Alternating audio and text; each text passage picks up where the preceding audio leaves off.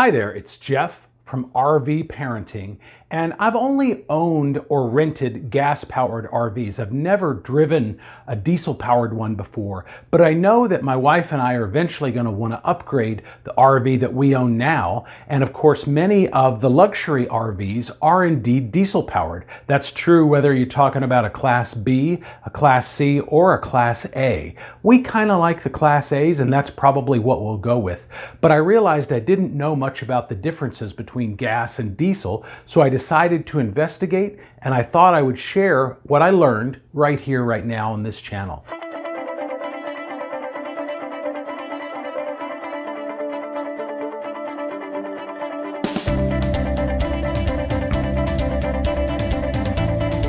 So let's get into it. So first we've got price. Of course, as I just mentioned, luxury RVs do oftentimes tend to be diesel. So if we're talking about a Class A, we own a gas-powered Class A, a Newmar Baystar, and we paid about $125,000 for it in 2020.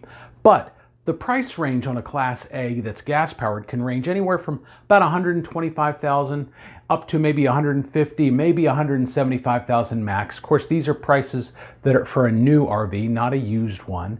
But diesel-powered Class A's, by comparison, are often well over $200,000. They can range between $200,000 and $600,000, and of course, there's a few that are in the millions. That's a big price difference. Next, we get into fuel efficiency. And I know what you're thinking. You're thinking, well, Jeff, the diesel fuel at the pump is more expensive than unleaded. However, because they're so much more fuel efficient, diesel RVs will actually save you money, even paying more per gallon if you drive yours a fair amount.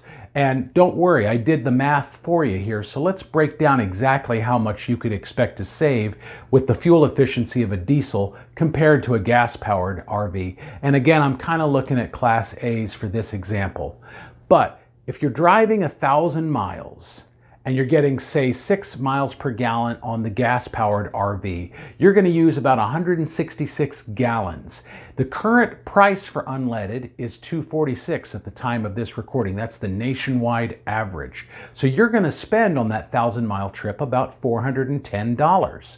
By comparison, the current price on diesel is $269 a gallon. It is higher, but with that fuel efficiency, you can expect to get 7 miles per gallon instead of 6, and that you're only going to use 143 gallons instead of 166, and you're going to spend $384. Now, I know it's not a huge difference between $384 and $410. However, that's just 1,000-mile example. If you're putting between 4,000 and 10,000 miles on your RV per year, after a few years, that savings could be significant. So it's not an insignificant number. You're not retiring and moving to the south of France on that amount of money, but it's nothing to sneeze at either. Next, after fuel efficiency, of course, we've got gas tanks. And the gas tank on our Class A RV, again, that's a Newmar Baystar, holds 80 gallons. And so on a trip where we're driving a lot, I could potentially be filling up,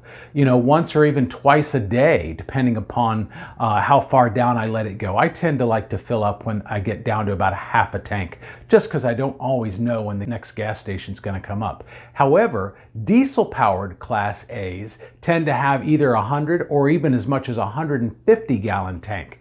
That's significantly larger, means you have to go to the pump a whole lot less often. Again, that's less hassle. Some gas stations are a breeze to get into for a 30 or 40-foot RV. Plenty of them are not. Next, we're talking power, and by that I mean horsepower.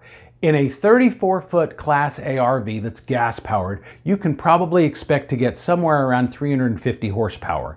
That same size, roughly, RV that's a diesel is probably going to have 450 horsepower. That gives you a lot more power if you're towing a vehicle behind you. If you've got big hills to get up and over, the diesel is just going to perform way better. However, there is something that you need to know in that regard. Gas-powered engines actually perform better both in high altitude and in colder climates. So if your hills that you're going up and over are in Colorado in the winter, gas is probably going to be the better choice. But the rest of the time, the diesel is going to be the way to go. Now, the big question, and the one that I didn't know the answer to even when we bought our Newmar, is do you need a special driver's license for diesel RVs?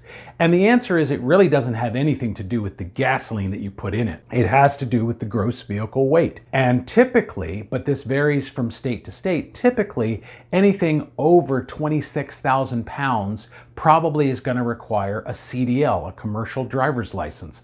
However, states like Texas, where I live, they don't actually require that. You can get what they call a non-commercial Class B driver's license to drive vehicles like that.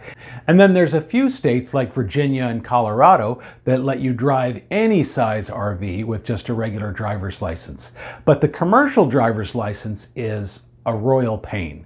For starters, this was designed to be administered to truck drivers. So there's going to be a lot of material that you have to learn and be tested on that doesn't apply to RVs. So that's kind of a drag. It's also kind of expensive compared to getting a regular driver's license or a non-commercial Class B. So think about that before you get one, and of course research what the laws are in your state. Next we have maintenance. And diesel engines are almost always going to outperform gas engines in terms of longevity. They're just going to last longer and require probably less maintenance. However, because of the tools needed and the training needed, diesel maintenance does typically cost more than maintenance on a gas engine, but you're not going to have to maintain it and take it into the shop nearly as often as you would a gas engine. So diesel definitely gets the nod there. Okay, so I know I've been talking a lot about Class A RVs in this video, and of course not all of you are interested in a Class A. So I just want to quickly point out that Class Cs do come in diesel, although it's probably less common than it is with Class As. But the top RV manufacturers that make Class C RVs that are diesel include Dynamax, Coachman, Integra, and Forest River. And then of course with Class B RVs, again, these are the kind of small ones, basically a glorified minivan. No offense if you own one. They do come in diesel sometimes as well, typically the ones that are built on the Mercedes chassis. And Pleasureway, Winnebago, and Coachman are a few of the brands that you can expect to see there in a Class B. If you like this video, please give us a thumbs up. It tells YouTube that, hey, somebody likes this video, and then they're going to want to show it to more people. If nobody ever hits the like button, nobody's ever going to see our future videos. Then smash that subscribe button and the bell notification button too. That way you find out of the next video we put out. But for now, I'll see you in the next video.